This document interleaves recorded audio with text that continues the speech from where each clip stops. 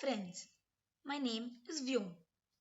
I had done a workshop on Python programming for beginners in the month of May 2020.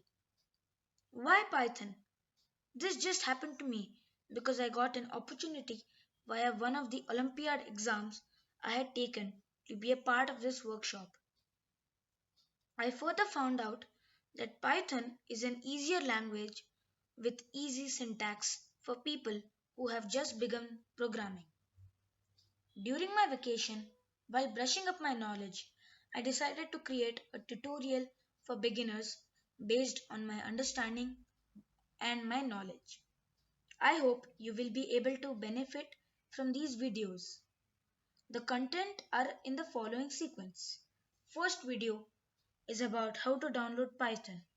Second one is about data types. From video 3 onwards to video 8, you will learn about different operators in Python. In video 9, we discuss about looping, which covers my beginner's course. The last video is an example code using all that we have learned in the 9 videos. I hope that you enjoy this tutorial.